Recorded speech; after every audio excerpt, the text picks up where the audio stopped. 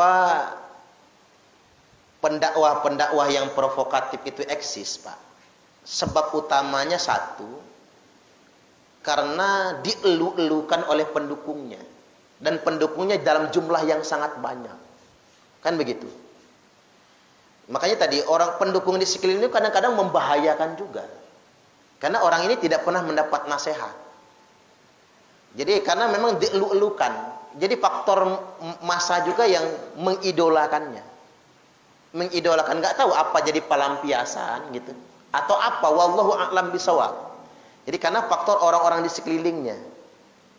Yang seolah-olah wah, singa podium. Seakan-akan yang dia lakukan itu adalah kebenaran. Dipuji-puji sebagai keberanian. Padahal yang kayak gitu tuh memalukan kita umat Islam. Malu kita sebagai umat Islam kan. Kok ada orang dakwah begitu modelnya. Tapi yang saya herankan itu, dia ceramahnya mabok. Yang ngedengerin tambah mabok semua. Itu saya jadi bingung tuh begitu, Pak. Kok bisa gitu? Orang yang isinya cuma nyaci maki tapi dapat panggung. Wallah, ada apa dengan negeri kita ini? Apa masyarakatnya sedang sakit atau bagaimana? Yang kedua, apa yang ada yang nggak ngasih nasihat? Banyak, Pak. Cuman dia saking takaburnya. Orang itu nggak mau mendengarkan nasihat siapapun. Dia nganggap dirinya paling pintar. Dirinya paling hebat. Coba lihat gayanya itu kan.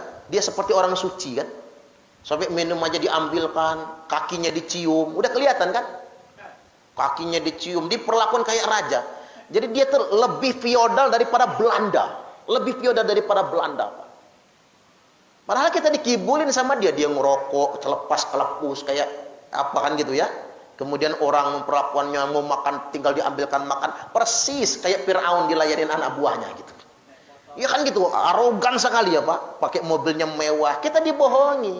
Dia kaya raya dengan jualan agama. Kita mengeluh-elukan dia gitu. Ini yang jadi persoalan.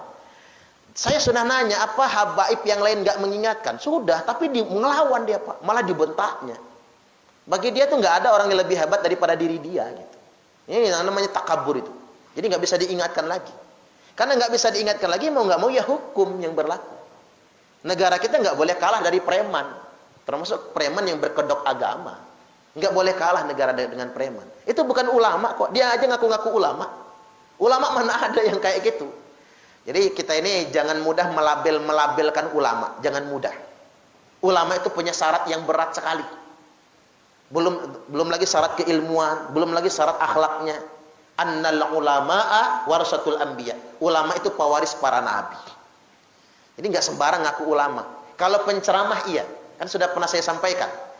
Di akhir zaman ini Nabi bersabda, qalilun fuqaha'uhu wa katsirun khutoba'uh. Di akhir zaman ini ulama cuman sedikit sekali. Yang banyak itu tukang ceramah saja. Cuman tukang ceramah. Ulama sangat sedikit. Dan kalau memang benar-benar ulama itu hati-hati bicaranya, Pak. Kayak Gus Baha misalnya kan, hati-hati berbicaranya. Itu ulama betul. Yang disampaikannya itu ilmu pengetahuan. Lebih berhati-hati. Jadi apa nggak ada yang mengingatkan, sudah Pak, nggak laku lagi. MUI bagi dia yang nggak laku lagi. Pokoknya dia aja yang paling hebat, dia aja yang paling benar sendiri. Nah, tadi hukum, paling hukum masih enak, dia kan bisa begitu karena tinggal di Indonesia. Jajal dia Pak, tinggal di Arab Saudi. Langsung potol palanya bener itu. Berani nggak dia di Arab Saudi teriak-teriak kayak gitu? Langsung dipancung palanya, yakin itu. Karena bugot itu namanya. Mendelegitimasi pemerintah. Nggak usah di Arab Saudi lah. Minggir dikit ke Malaysia. Langsung lama penjaranya itu. Nggak boleh kan di Malaysia itu mendelegitimasi raja. Termasuk juga Perdana Menterinya. Ini masih mending. Dia tinggal di Indonesia. Indonesia itu negara Islam dengan demokrasi nomor 1 sedunia internasional. Memang sedemikian rupa. Karena beralasan demokrasi dia begitu. Boleh orang mengkritik. Saya ingat Pak Zainuddin MZ itu Pak. Sering dia mengkritik pemerintah. Tapi dengan bahasa yang santun gitu. Kritik dan masuk kan kritiknya. Bagus-bagus aja boleh mengkritik pemerintah itu. Kayak saya ceramah sering, saya ceramah tentang korupsi. Tapi yang saya bahas korupsinya. Bukan ngajak masyarakat nggak percaya sama pemerintah, bukan. Tapi korupsinya, titik tekannya korupsi. Jangan korupsi. Yang korupsi kan bukan semua pemerintah, oknum kan? Siapapun orang itu. Apapun latar belakang partainya, oknum yang korupsi. Jadi sudah ada yang mengingatkan tapi nggak mempan, Pak. Tapi mengapa dia makin menjadi-jadi? Karena banyak orang yang mensupport. Banyak orang yang memanfaatkan. Saya yakin dia tuh cuma boneka saja aslinya. Nah, apalagi ngaku keturunan Nabi, tambah jengkel saya. Karena dia ngaku keturunan Nabi gitu, Pak. Seakan-akan di Islam itu ada warga agama kelas 1 gitu. Jadi mentang-mentang dia keturunan Nabi, dia mengklaim dirinya warga agama kelas 1. Loh, kita kelas 2, kelas 3 gitu, Pak. Seakan-akan dia lebih layak bicara agama daripada kita. Oh, jangan. Itu feodal banget. Berarti dia mengenalkan sistem kasta kepada kita semua. Saya nggak setuju banget. Malah begini, kalau saya kenal habaib-habaib yang soleh, Ustadz kami ini, kalau kelakuan belum benar, ngaku dzurriat Nabi aja nggak berani, kata dia. Apalagi minta dipanggil Habib, nggak berani, kata dia. Maka keturunan Nabi itu, Pak, kalau nggak dipanggil Sayyid, ya Syarif. Itu keturunan Nabi.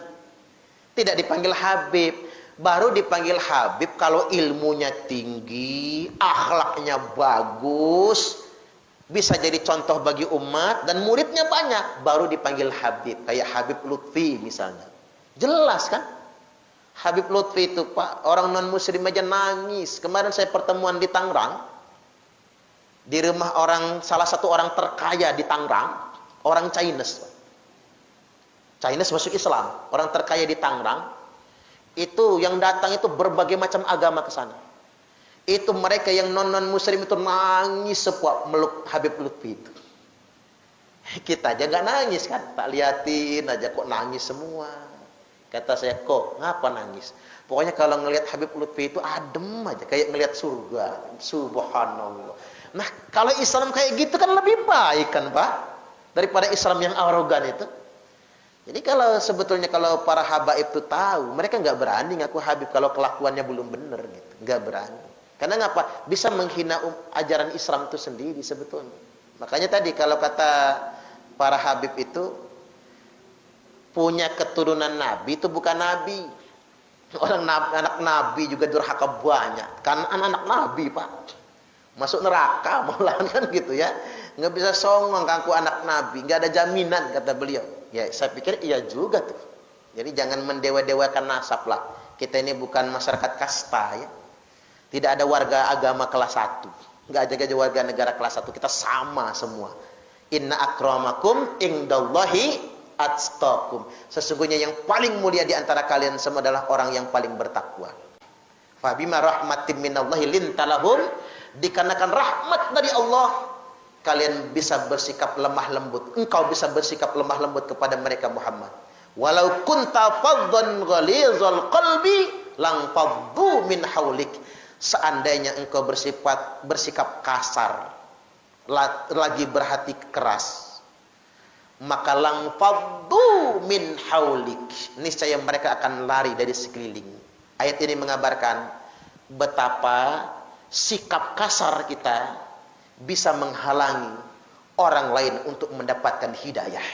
Menampilkan Islam yang kasar menurut saya termasuk telah memfitnah ajaran Islam. Karena orang lain tidak akan sampai kepada kebenaran Islam melihat sifat-sifat yang kasar dari umat Islam itu sendiri. Orang ya Bu, kalau takut dengan Allah, dia tidak akan takabur dengan sesama manusia. Iya Pak ya? Ngapa orang itu merasa gumede? Gumede itu bahasa apa sih Bu? Bahasa Jaseng ya Bu ya, Jawa ya. Gumede. Ngapa orang merasa gumede? Karena dia nggak takut dengan Allah. Kaya dikit, sok kaya, gumede. Pinter dikit, gumede. Jadi ustadz dikit, gumede. Kita ini sekarang timpang, ngakunya kiai, ngakunya ulama, ngakunya ustadz, tapi gumede. Sombong takabur. Semua orang harus nurut apa kata dia. Dan kerjaannya marah-marah, nyaci maki, mengklaim orang lain. Itu namanya gumede. Sebab gumede apa? Enggak takut Allah. Dia sudah menuhankan dirinya sendiri. Enggak boleh itu. Nuhanin diri sendiri. Enggak boleh. Kita ngomong taat pada Allah, tapi kita arogan. melebihi Tuhan. Ini nggak boleh. Allah saja maha pemaaf. Lalu kita jadi gemedek, keras hati, nggak boleh. Makanya kata Nabi, takwa itu bukan di pakaian. Innallaha la yanzuru ila suwarikum. Sesungguhnya Allah itu tidak melihat penampilan kalian, tapi at-taqwa hahuna. Takwa itu di sini. At-taqwa hahuna. Takwa itu di sini. Takwa itu di dalam dada. Takwa itu di dalam hati. Hanya Allah yang maha tahu. Makanya fala tuzakku anfusakum huwa a'lamu bimanittaqo.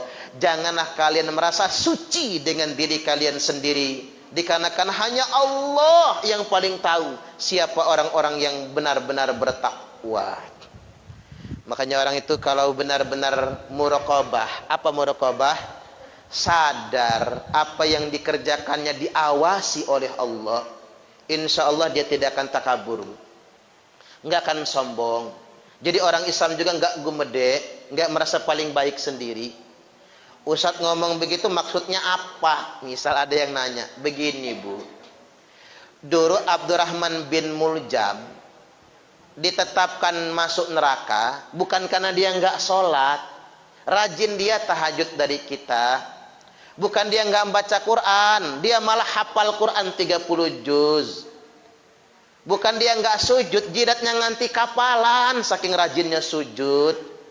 Bukan dia nggak puasa, hebat dia puasa daripada kita.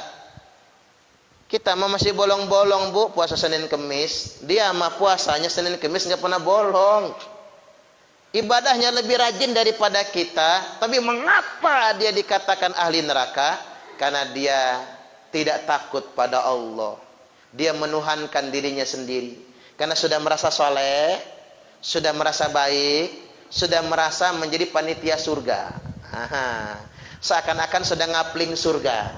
Lalu mudah mengkafir-kafirkan orang lain, mudah menyalah-nyalahkan orang lain. Padahal soleh ya Bu, tapi karena keyakinannya yang salah. Terus nggak enak lagi Bu, apa hukuman buat mereka? Nabi katakan kilabun nar, kilabun nar. Mereka itu anjing-anjing neraka. Beuh. Bahasa halusnya apa? Kiri-kiri neraka.